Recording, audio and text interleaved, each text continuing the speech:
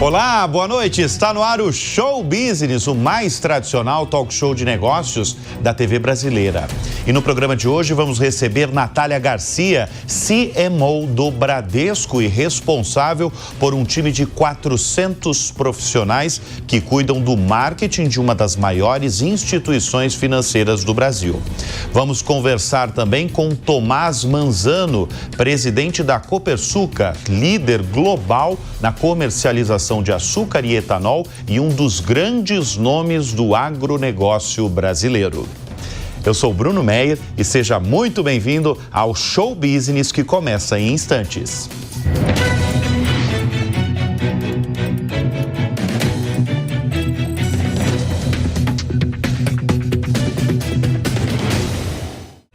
Ela é baiana, formada em administração de empresas pela Federal da Bahia e há 20 anos está no mercado financeiro, com passagens pelo Citibank e o HSBC.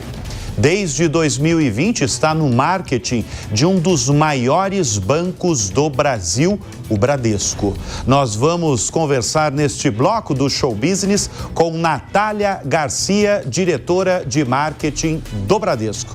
Natália, obrigado pela presença aqui em nosso estúdio. Você comanda, Natália, um time de 400 profissionais que cuida aí do marketing, que cuida da comunicação de uma das maiores instituições financeiras do Brasil. Como é que é comunicar em um banco tradicionalíssimo, né? A gente está falando de um banco com mais de 8 décadas de história, nos tempos atuais, nos tempos em que todos nós somos inundados de informação.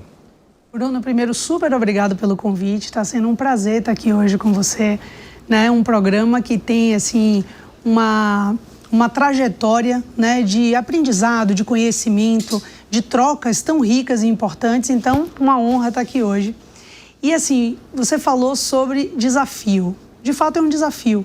Comunicar hoje, independente do setor, é um desafio, né? A comunicação está sendo cada vez mais colocada a todo tempo, a todo momento e fragmentada, né? Porque ela é mais curta, ela dá menos tempo de mensagem e ela precisa te chamar a atenção, te impactar. Então, esse é um desafio, né? Hoje a gente trabalha no time uma fortaleza que é tentar entender estrategicamente o que o cliente de fato necessita, o que minha audiência pede. Então, muito menos comunicação massiva e muito mais comunicação estratégica, pautada em nicho, em recortes, né? Quando a gente fala do CRM, a gente tenta cada vez mais ser CRM junto com a percepção de escuta de cliente. E isso vai fazendo com que eu consiga cada vez mais individualizar a comunicação e me tornar percebido por ela. Não é uma atividade simples, quantidade de canais que apareceram, né? Antes a gente tinha 3, 4 formatos de mídia, hoje a gente tem inúmeros formatos de mídia, né? A inteligência artificial tem ajudado muito a gente nisso, mas é um desafio eu conseguir me tornar interessante e atraente no momento certo, na hora certa da sua navegação ou da aparição para o público. Então, temos um desafio na sociedade. Quer dizer, você está falando de uma coisa interessante, um banco com mais de 70 milhões de clientes, que é o seu caso, né? O banco que você trabalha. Você tem um desafio, então, não de fazer talvez uma comunicação, talvez a prioridade, massiva, mas comunicar em canais específicos, estratégicos, é isso? Na verdade, o meu objetivo é comunicar o Brasil inteiro, né? Porque quem ainda não é cliente está sempre um convite para ser nosso cliente. Então, o meu objetivo é que eu consiga, através desses canais que dão para mim recortes de comportamento, fazer com que eu consiga te impactar com o melhor tema, com o melhor argumento para que você se sinta fixado por aquilo e experimente o banco. Como eu falei, são 70 milhões de clientes no Bradesco. Você falou de cada vez atrair mais clientes e vocês têm clientes em todas as regiões desse país. Dá para traçar o perfil do cliente do Bradesco? Não, hoje o perfil do cliente do Bradesco é o Brasil. É o brasileiro. É o brasileiro total. E a gente tenta cada vez mais fazer recortes, inclusive fora do que é o tradicional. Porque normalmente a gente ali fatiava sempre público por etarismo, né, geolocalização, perfil específico de linguagem naquela localidade. Hoje não. Hoje a gente traça inclusive recorte socioeconômico, recorte de atividade de mídia. Então não necessariamente você traz ali um perfil de utilização que é o seu perfil de utilização nas mídias digitais. Então a gente pega mapeamento do que a gente tem de base de dados com os dados de mídia e cruza isso para cada vez mais eu ser assertiva na comunicação com você. Olha só, a gente está trazendo aqui no Show Business uma novidade, porque quem acompanha o Show Business sabe que todas as semanas a gente recebe os maiores CEOs do país, dos mais variados setores. Todos os setores da economia produtiva estão no Show Business, mas pela primeira vez, Natália, a gente recebe uma CMO, uma pessoa responsável pelo marketing de uma companhia. E no caso, a gente está falando de uma companhia que emprega milhares de... Mais de 82 mil funcionários. Mais de 82 mil funcionários. Eu queria que você explicasse para a nossa audiência o que é uma CMO. Então, a terminologia, né, que é a diretora de marketing ali, CMO... É uma diretora de marketing. Isso, é o Chief Marketing Officer. Então, é uma expressão, né, trazida como CEO, como CFO, como COO. A gente tenta fazer aí algumas traduções, né, e adaptação. E o mercado de marketing terminou que intitulou ali o líder da comunicação como CMO. E é aquilo que eu te falei, é uma função que tem muito a ver com a estratégia do negócio, né? Não só com comunicação, mas conectar a comunicação, a business e a cliente. Quando a gente fala com pessoas ligadas ao marketing de companhias, muitas vezes ela tem uma formação similar. Ou é formada em marketing, ou é formada em comunicação. Você, como eu apresentei, você é formada em administração de empresas, você tem uma trajetória notável, ascendente no mercado financeiro e, de repente, você para na área de marketing, na liderança máxima dessa área. Como é que você atingiu? Como é que você parou nessa cadeira? Não, e mais, você não trouxe ainda o antes da atividade financeira. Qual que é o antes? Quando eu começo na indústria de metalmecânica. Ah, tem essa indústria ainda em Salvador. Exatamente. Então, eu começo em metalmecânica, trabalho em auditoria financeira, fiquei em metalmecânica há 9 anos, né, que foi uma super escola para mim.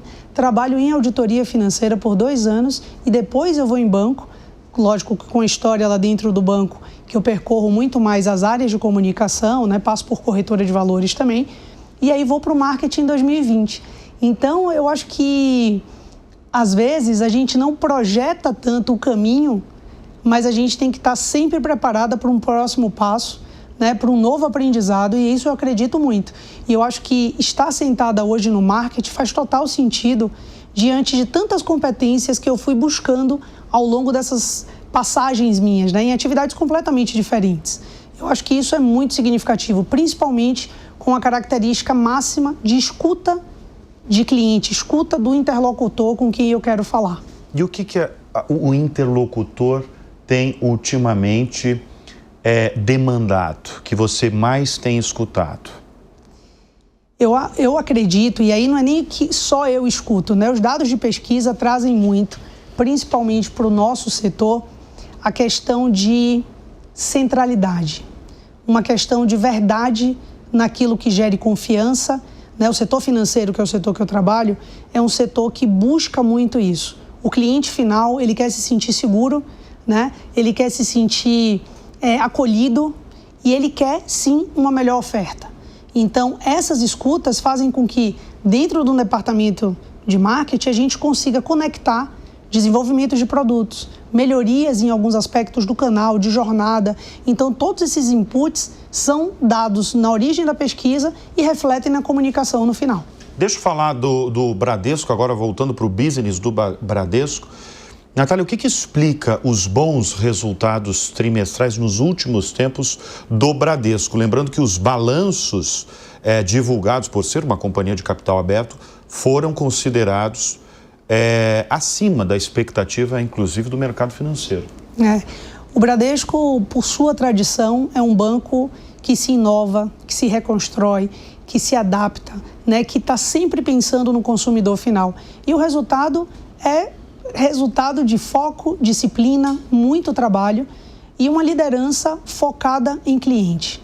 Eu acho que cliente, quando eu digo cliente interno e externo, né, porque, na verdade, a gente trabalha tanto para dentro, do mesmo jeito que a gente trabalha para fora, porque a gente acredita que a mudança cultural, que a inovação dentro da cultura faz com que a empresa seja percebida de uma forma diferente. Esse é um ponto-chave que você tocou agora, a mudança cultural. A gente fala muito aqui no Show Business sobre inovação. A gente fala praticamente todos os programas sobre inovação. E há uma certa... às vezes essa questão é levantada quando se fala em inovação em empresas tradicionalíssimas como a de vocês. A gente recebe aqui presidentes de empresas que têm mais de 100, 150 anos de fundação. Com o caso da Gerdau, por exemplo, mais de 120 anos de fundação. No caso de vocês, mais de 8 décadas, né, num setor que já é tradicional. Como inovar? O Bradesco é pioneiro em inovação. É mais difícil? Não, porque isso está muito no DNA. Essa inovação lá não é uma coisa que a gente trabalha para criar um projeto e inovar. A inovação ela é diária, ela é contínua. Porque inovação, Bruno, dentro de casa, não é só inovação tecnológica. Apesar de todos os investimentos e robustez que o Bradesco tem, de estar inovando a todo tempo. Mas é a inovação no fazer diferente, no criar, no se colocar melhor, no trabalhar para que as pessoas lá dentro estejam extremamente satisfeitas e consigam replicar isso para fora. Então, o Bradesco ele tem um pilar inovador de essência, de DNA. Do mesmo jeito que a tradição de centralidade de cliente, de priorizar o cliente, sempre foi uma pauta trazida desde seu Amador Aguiar, onde ele coloca o gerente na frente da agência para poder receber e atender o cliente. Olha só, são 400 profissionais liderados pela Natália Garcia e a primeira vez que a gente teve contato, Natália, você fez questão de frisar que você tem um time diverso. Mas é um time diverso para além do que muitas companhias gostam de falar e gostam de bradar a diversidade. O que é para você um time diverso? Você que tem 400 profissionais na sua gestão. Time diverso para mim é um time que vem com experiências diferentes, com vivências diferentes. Experiências de vida? De vida. Tem coisa mais bacana do que você encontrar pessoas que vão te acrescentar visões que você até então nunca teve, nunca percebeu. Detalhes, né? Então, eu acho que a experiência de vida de cada um, a realidade de vida da casa de cada um, da experiência de troca com vizinhos, colegas, bairro, cidades. Então, quando a gente costuma classificar a diversidade, a gente tabula alguns itens como diversos. Quais? Heteroidade, gênero, raça, mas eu acho que vai muito além disso, né? Porque dentro do gênero eu tenho várias características de mulheres, né? Eu tenho várias experiências trazidas de mulheres completamente diferentes que vão contribuir, e assim sucessivamente. Então, o que eu procuro fazer lá é entender muito o quanto a gente precisa, às vezes, não só trazer dentro da tabulação, mas como permitir que essas habilidades e essas experiências se aflorem, apareçam. Então, é tentar dar cada vez mais um ambiente propício à diversidade. E o seu time, esses 400, é bem diverso, então. Super. Mas, assim, qual que é a característica que faz você passar um candidato no processo seletivo? Porque você já fez muito processo seletivo. Muito, né? Muito. Muita vontade de querer fazer. Mas o que é? O brilho no olho? O que é? É o brilho no olho, é um encantamento, é dizer eu quero aprender, eu quero fazer, porque a gente é capaz de tudo, né? A gente, se quiser construir, a gente constrói, se a gente quiser derrubar, a gente derruba, se a gente quiser aprender medicina, área de saúde, a gente vai fazer. Tudo que o ser humano se propõe a fazer, ele faz.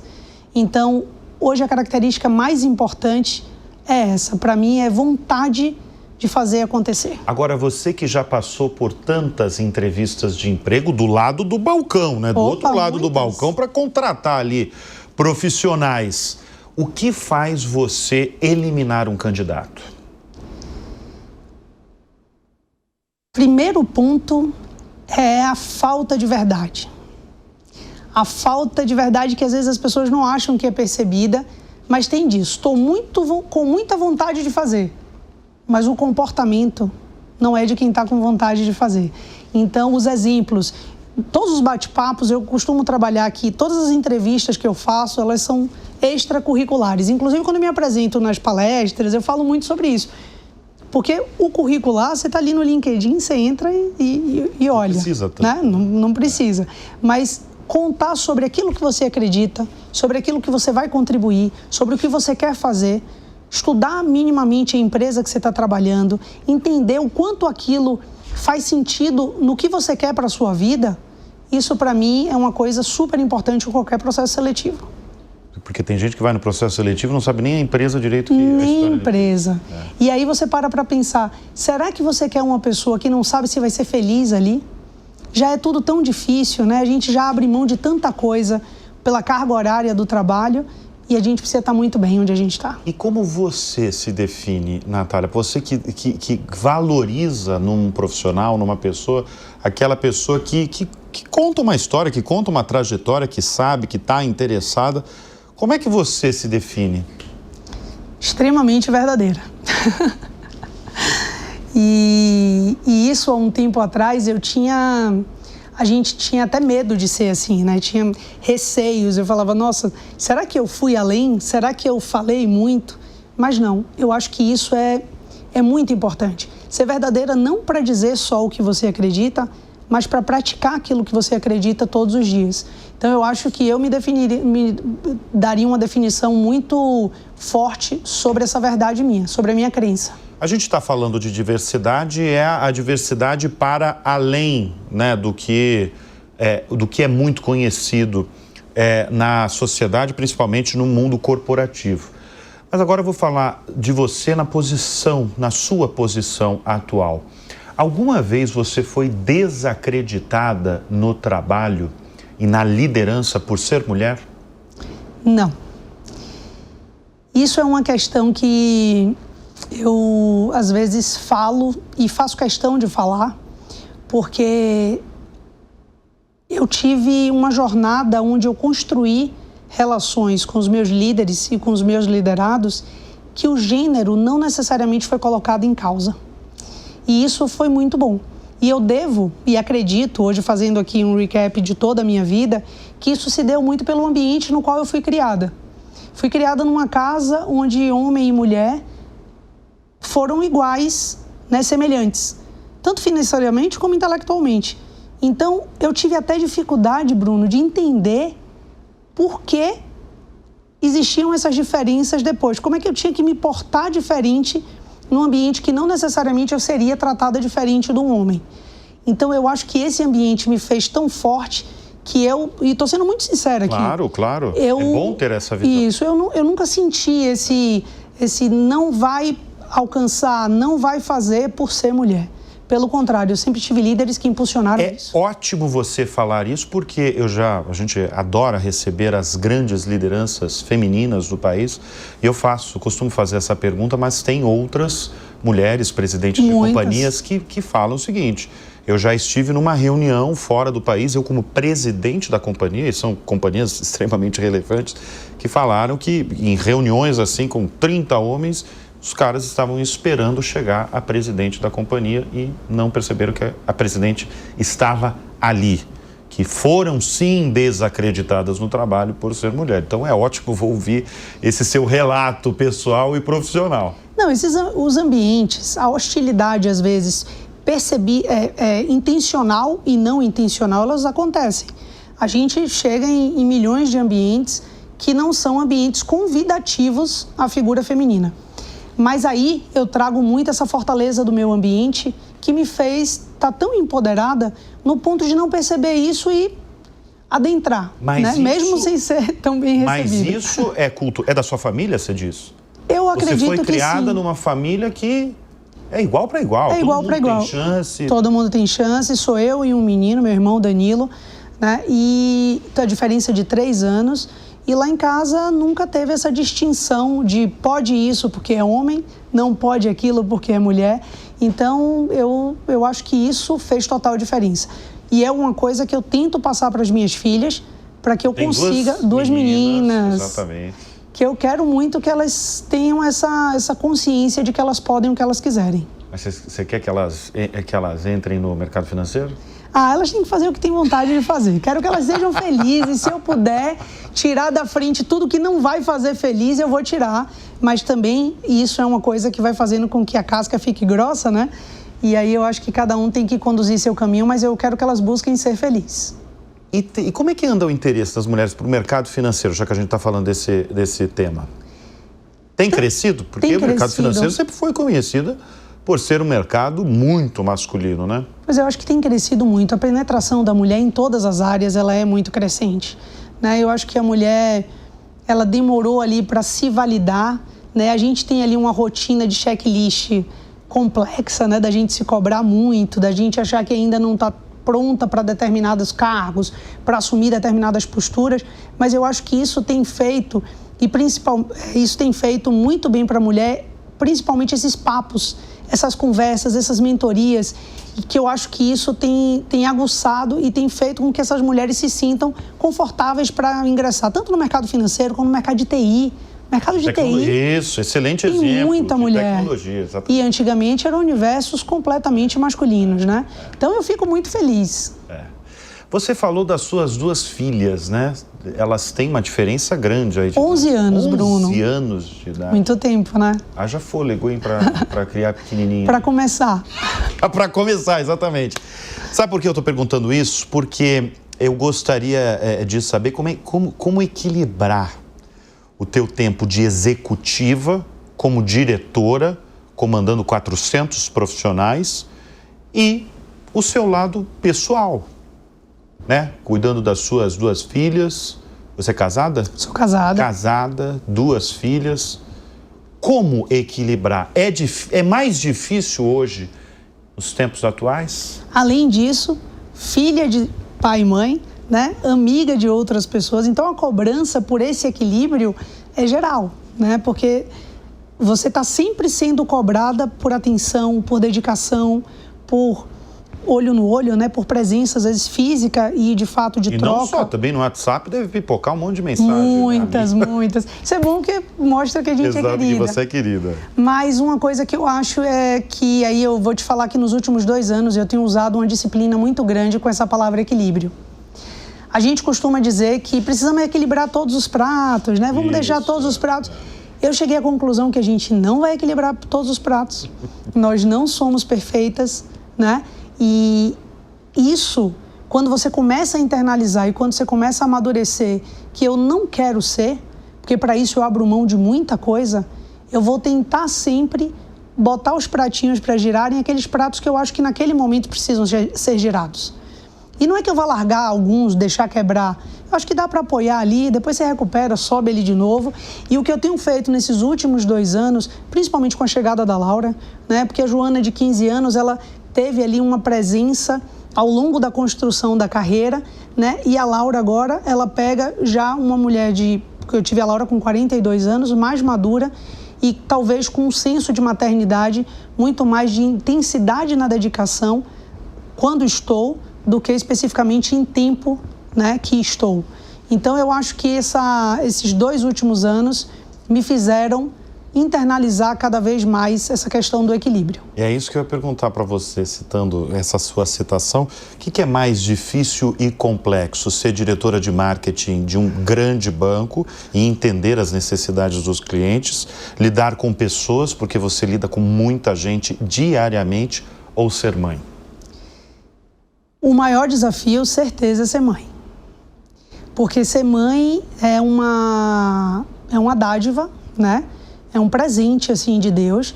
E é um presente que você tem que se reinventar todos os dias, a todos os minutos, a todos os instantes, a todas as colocações, né? E eu acho que esse é o grande desafio.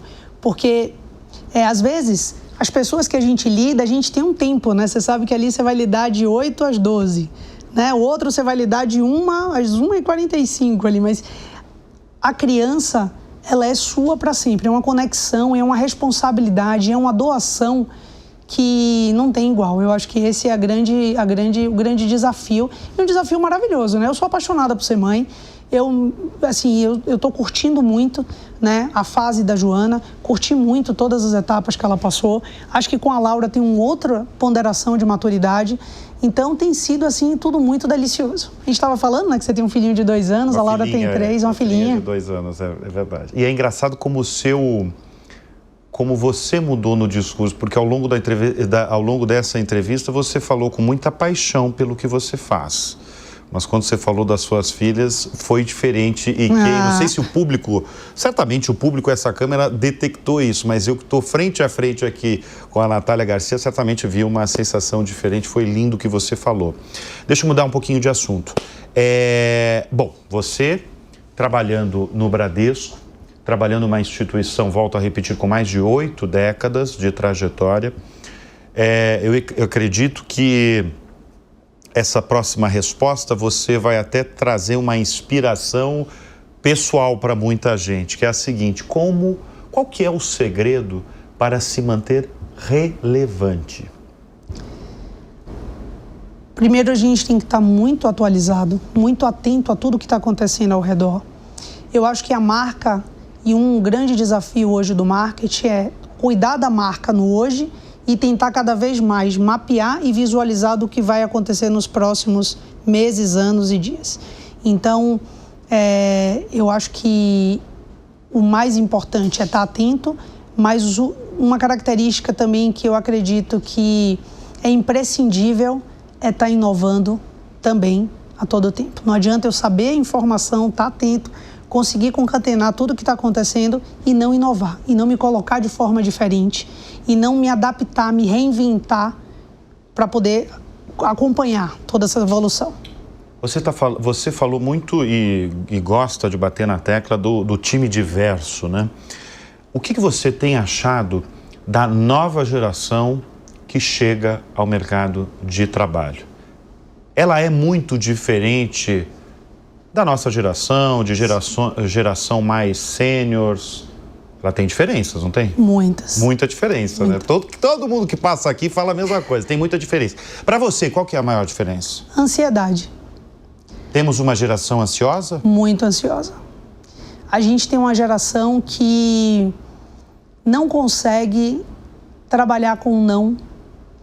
Uma geração que não consegue entender tempos, movimentos, trajetória, o aprendizado contínuo, né? E eu acho que isso vai fazer com que essas pessoas se deparem com muitas frustrações, que eu acho que esse vai ser o peso ali que vai conseguir parar, dosar. Porque às vezes os conselhos só não são percebidos, né? Mas eu acho que algumas frustrações vão fazendo com que essas pessoas cresçam. Mas é problemático isso, né? Você tem uma geração ansiosa, você tem que ter um cuidado com a saúde mental dessa geração, né?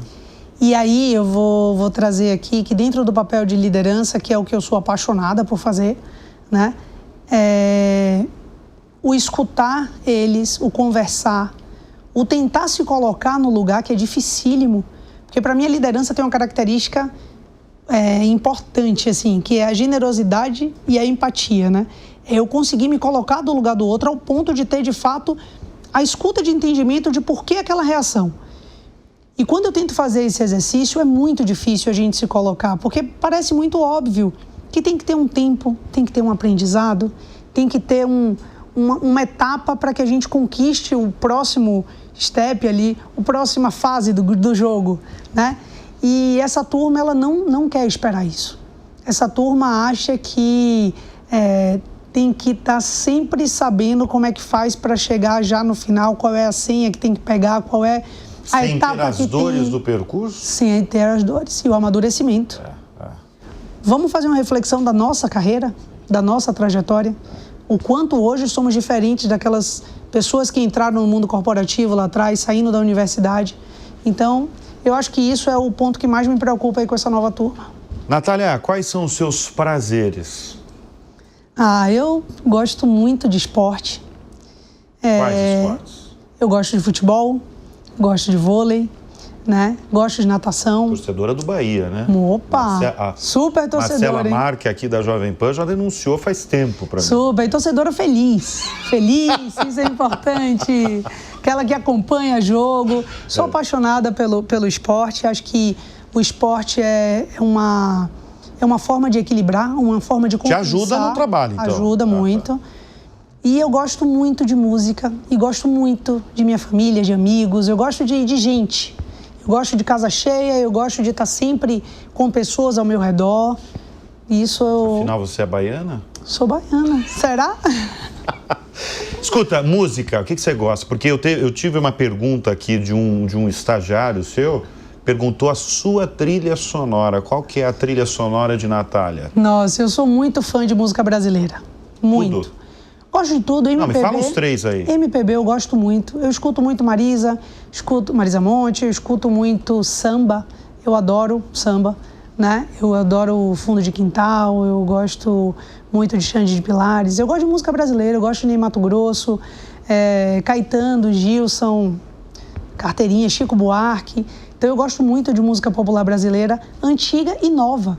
E eu espero muito que as novas gerações também deem espaço para ser apresentado para a nova música. Tomara, por favor. Pergunta clássica agora, Natália, aqui no Show Business, para todo mundo que passa por essa cadeira. Quem são as suas referências no mundo dos negócios e na vida? Na minha vida, meus pais, eu acho que são as pessoas que me condicionaram muito até aqui. E todas as outras pessoas que passaram na minha vida e que trocaram comigo, tá? Porque mesmo, às vezes a gente acha que pessoas da mesma idade, pessoas mais novas não contribuem muito e são referências, mas meus pais são minhas grandes referências, né? De ensinamento, assim, pilar mesmo, base. E no mundo corporativo, no mundo profissional, eu não tenho um grande marco. Eu acho que é muito difícil você idealizar numa personalidade algo que seja perfeito, porque aí você tende a se frustrar, porque é um ser humano igual a você, com falhas, mas mesmo com erros. Uma pessoa, uma personalidade, uma empreendedora que você nem conhece, mas... Não, a Michelle Obama é uma mulher que eu admiro muito, né? Queria arrancar um nome, Michelle Obama. E as redes sociais, a gente parece até que é íntima, né? Que conhece, assim, eu me sinto meio amiga dela, assim. Sim.